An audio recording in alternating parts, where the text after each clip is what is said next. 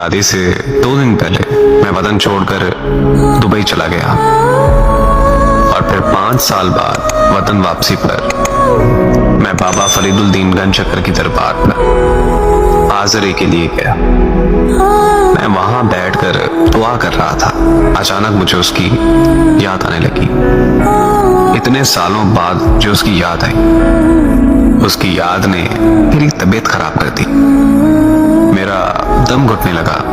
मैं दरबार के एक कोने में जाकर बैठ गया। मैं ये सोच ही रहा था कि आज इतने सालों बाद यूं अचानक उसकी याद इस कदर क्यों आ रही है कि मेरी आंख लग गई। फिर जब मेरी आंख खुली तो वो बिल्कुल मेरे सामने खड़ी थी।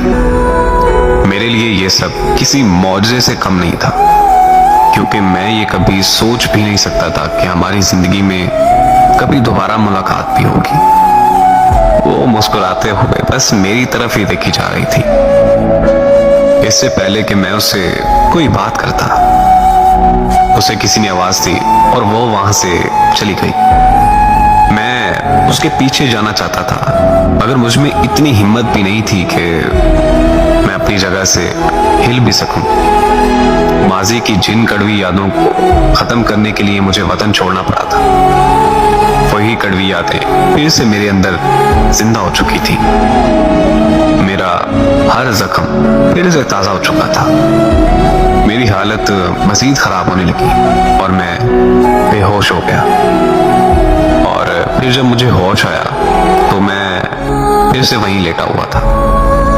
दरबार से घर आकर मैं एक अजीब सी कश्मकश का शिकार हो चुका था कि दरबार पर मुलाकात महज सिर्फ एक इत्तेफाक था या फिर खुदा की मर्जी। इस कश्मकश से निकलने के लिए उसको दिया हुआ वादा मुझे तोड़ना पड़ा और मुझे उसके गांव उसके माँ बाप से मिलने जाना पड़ा।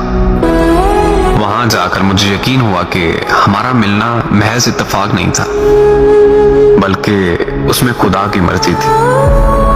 उसके घर वालों ने बताया कि वो तुमसे शादी करना चाहती थी, लेकिन हम लोगों ने साफ कह दिया था कि खानदान के बाहर शादी नहीं हो सकती। और फिर हम लोगों ने उसकी शादी खानदान में तय कर दी। उसने बहुत ज्यादा शोर मचाया, मगर हमने उसकी एक ना सुनी। काश तब हम उसकी बात सुन लेते तो आज वो हमारे में जिंदा होती। उसके घर वालों की ये बात सुनने की देर ही थी कि मेरे रोंगटे खड़े हो गए। उन्होंने बताया कि वो अपनी शादी वाले दिन जहर खाकर मर गई थी।